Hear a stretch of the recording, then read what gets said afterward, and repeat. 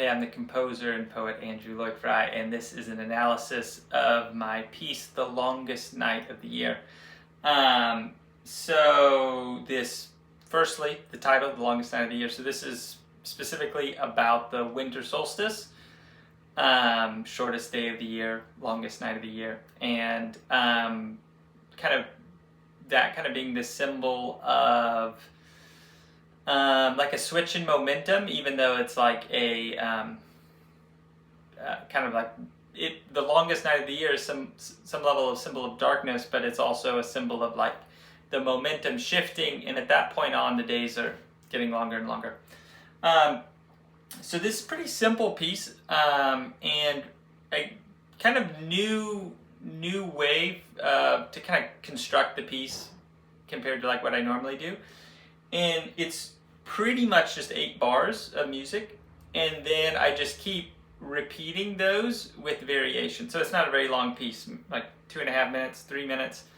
And I wasn't planning on that, but it felt unnatural to kind of add anything else to kind of what I had done, and I just felt like it was this complete little miniature thing. So first, let me just play the first 8 bars.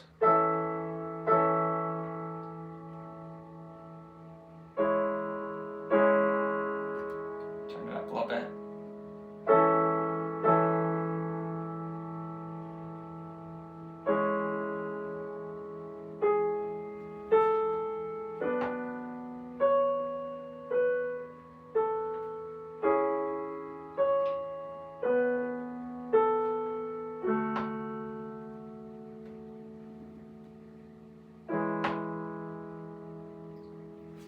So that's pretty much the piece. Let's see, how many times does that repeat?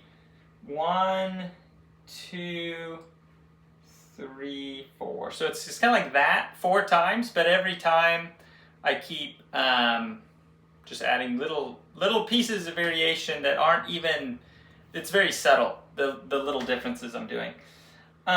So to talk about just those first 8 measures, so we're starting with an A major chord, and then we're going to C sharp minor, and it's that twice. Now, I kind of have this theory that everyone who writes music, they're either harmonically a 1, 4, and 5 kind of person, and that's like traditional classical music and jazz, and you're moving in fifths or fourths, and that's kind of like the base of how your chords are moving, and not that you always do that, or you're a 3/6 person, and all the movement, like 1 to 3 or 1 to 6, and the chords keep moving that way. There's a lot of the notes of the chords you're going to are the same. So like if we're moving by thirds, C major to E minor to G, it's like all of those have 2 chord tones that go to the next one. All that to say, I really do a lot of the 3/6 thing, and not the moving in fourths or fifths. So we have that here, and it's just going back and forth twice. Now I spread it out a little bit, and that's just one of those subtle things that enriches the music. So instead of this, doesn't sound bad, but I'm on the third of the chord, and then I jump up. No, I'm on the 5th of the chord, E up to C sharp, and then A, E. So it's just got this spread.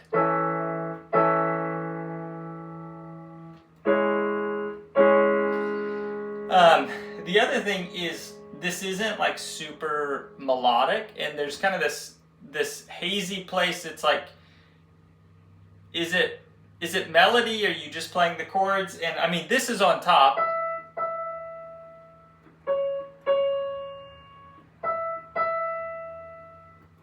So that is the melody, but it's kind of not at the same time. It's kind of this in-between place.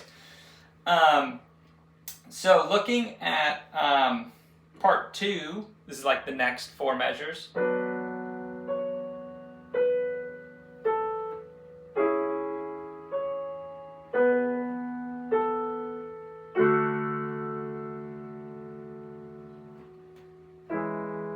So we have 2 measures of like clear melodic material.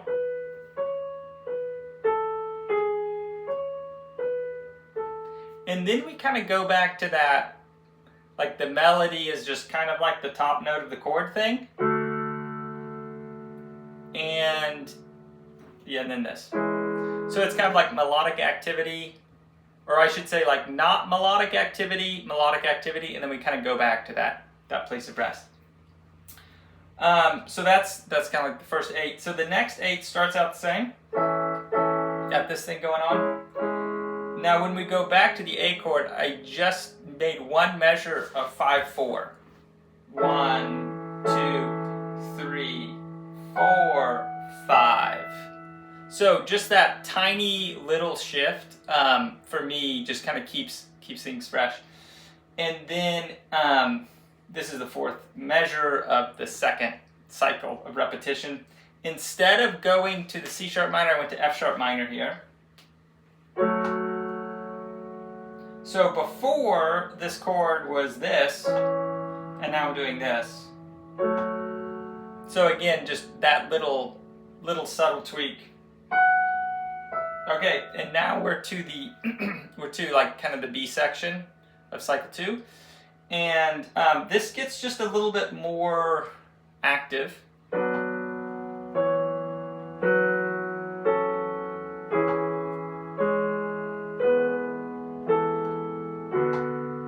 And then we kind of go back to that place of rest. So there, I was just doing like if we look at the lowest line.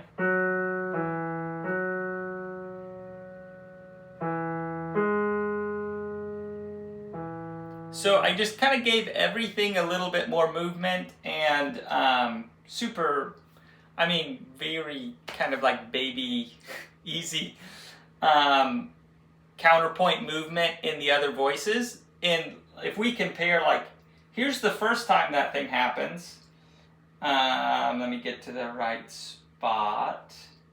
Okay, here it is. So the first time this kind of B section happens, it's... Oh no, that's the wrong spot. It's here.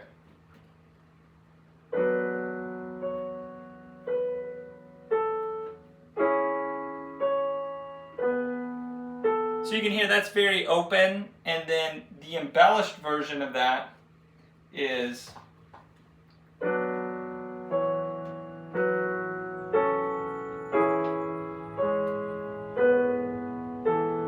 So again, just a little more movement in the other voices. And then the third repetition, just I take it up an octave. Where am I in the music? Here we go.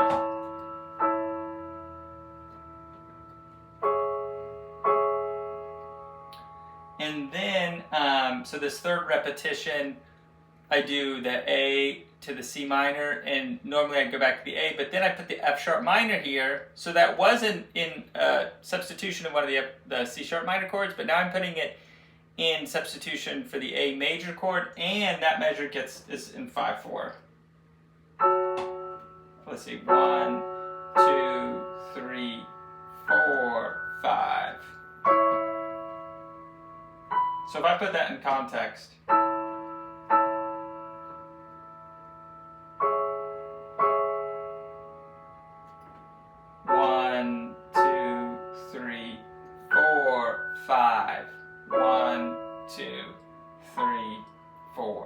and then I go back to the B section is the same, and that's the same. So pretty simple, nothing crazy going on, and more I'm kind of getting to this place of just like trying to not let like maybe pride dictate where things go, and if what feels simple feels really right, then I go with that, and if I feel like I need more, then I add more, and just trying to kind of get to that place. So if you want to check this song out, it's from my album A New Kind of Air, available on my YouTube channel, major streaming platforms. Thanks.